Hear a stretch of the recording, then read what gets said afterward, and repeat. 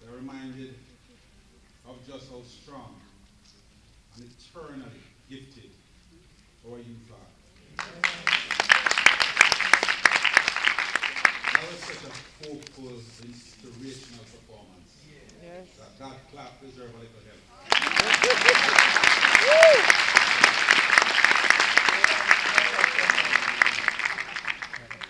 As I stand before you, I feel very, very humbled, very tiny in fact, because I'm in a place with some very awesome people.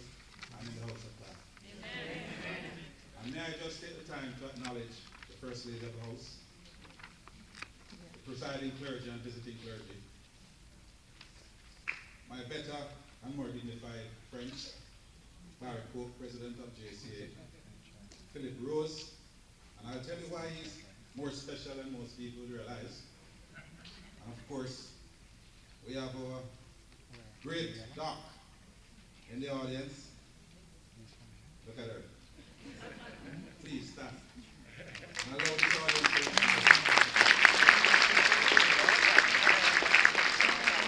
as we celebrate independence and our national heroes and our accomplishments of 53 years, we cannot do it without acknowledging those persons who paved the way, both at home and here. And we have people amongst us who are real heroes and heroines. And I want to acknowledge all of you. The pastor and the prayer and clergy will throw me out, and I'm afraid of doing prayers as soldiers as well. I spend the time to name everybody, but consider you named, because you are all great. I see you. I see you, Archbishop. I see you. May I tell you that Philip Rose, one of our national heroes, has a relative in this audience. And I dare you to guess You? who Philip Rose is related to. You?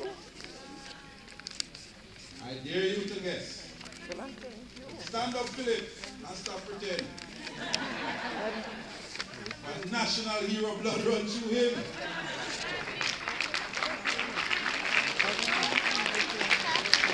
George William Gordon.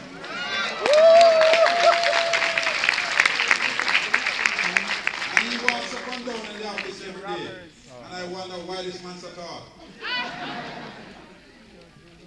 Great blood. Ladies and gentlemen, allow me the honor of reading a message from our Prime Minister. And I have to tell you that this message is not just recognizing Independence Day in honor of itself, but also Emancipation Day. Because as you would know, Jamaica has a habit of celebrating Emancipendence. You know the country goes through a lot of financial crises, so we found a way to do both one time. Good. And so this message recognizes both days.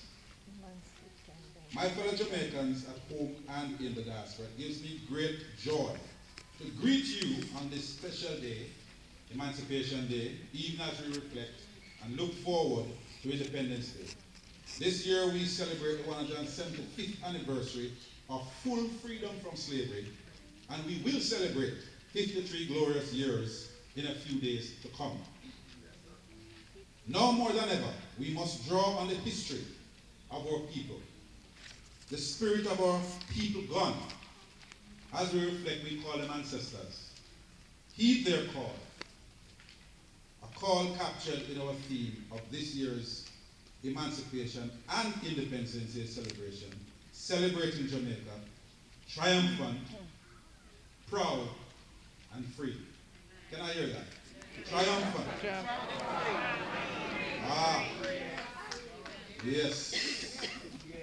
We are triumphant. Yes. We are proud. And we are free. And our freedom mellows, I think this means allows us to chart the course we want for ourselves.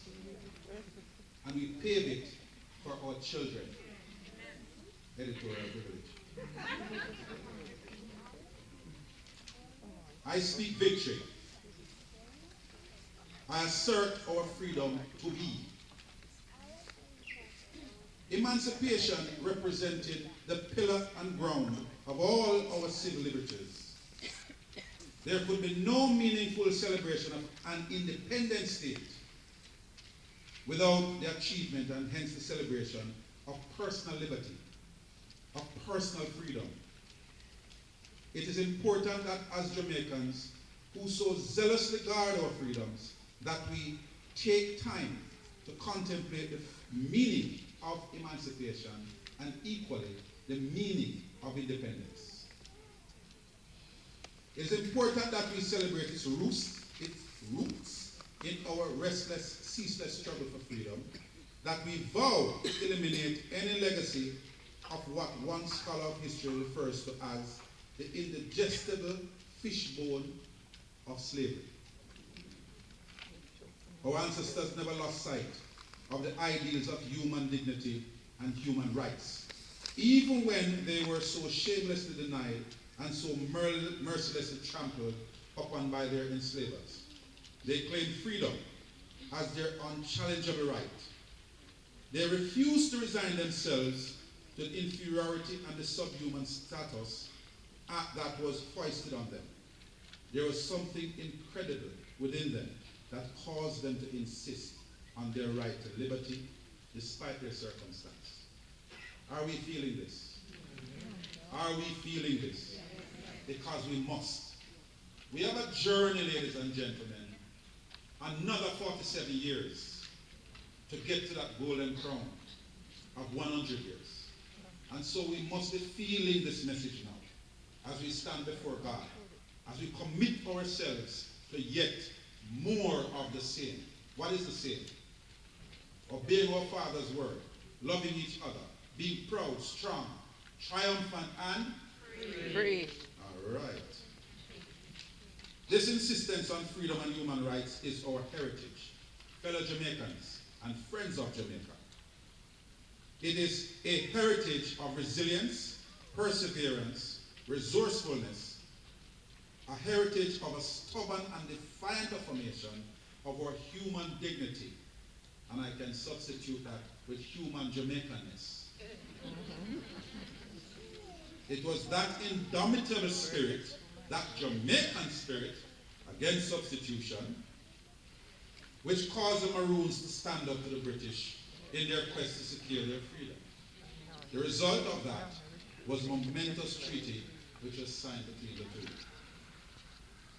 In addition to these successful campaigns by the Maroons, there were other indications from Taino times to Sam Shah-led war that our ancestors refused to be what they wanted them to be. That, like Marlon James tells us, they would eventually say, enough, don't be enough. Our ancestors demonstrated that uncompromising spirit again and again.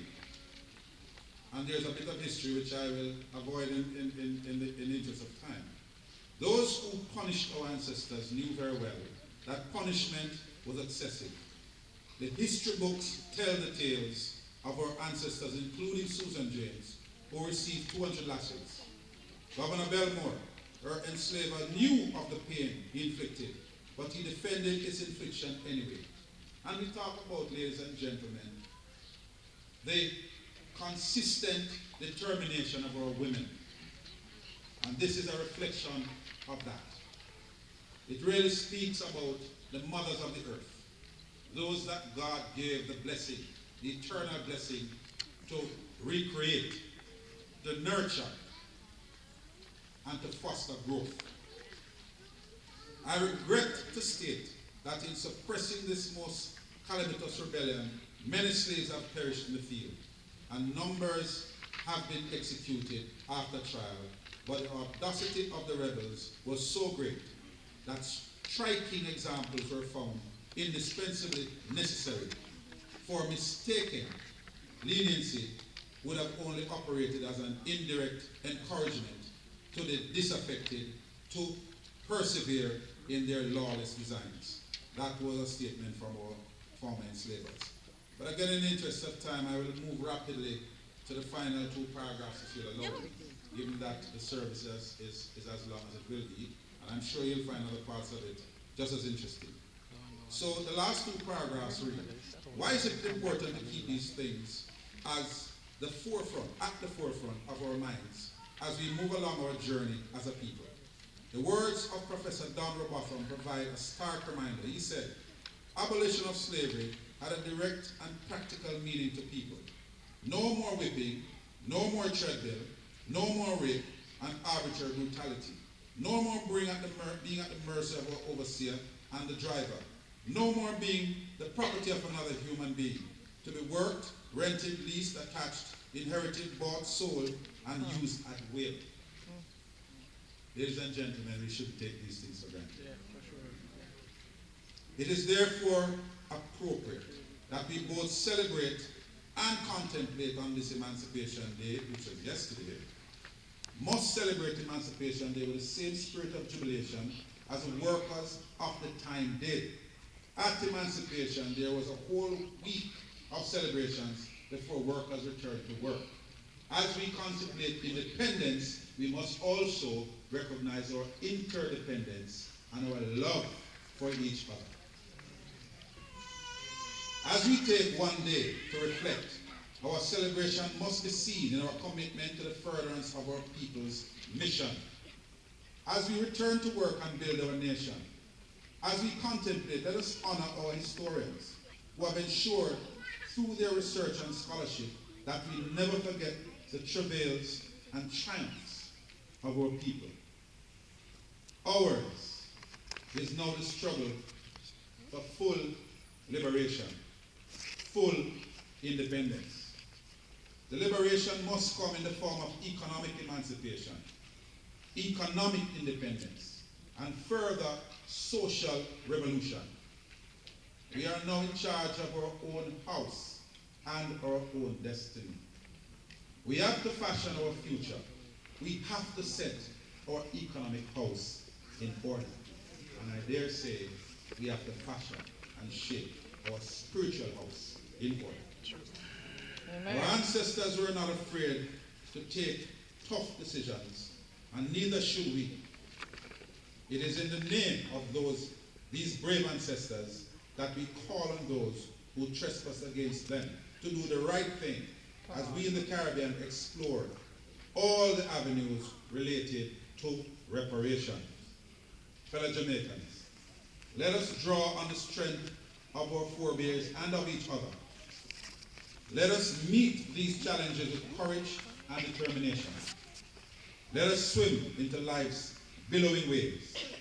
Let us embrace our inner shouts of victory, the inspiration it brings, and challenge even history to achieve what we will. National hero Marcus Mosiah Garvey at Emancipation Day rally in North New York in 1922 said, I trust that each and every one of you will therefore realize that you have a duty which is incumbent on you, a duty you must perform because your forebears who suffered, who bled, and who died had hopes that are not yet completely realized. My fellow Jamaicans, the same is true today. Yes. The baton has been passed to us.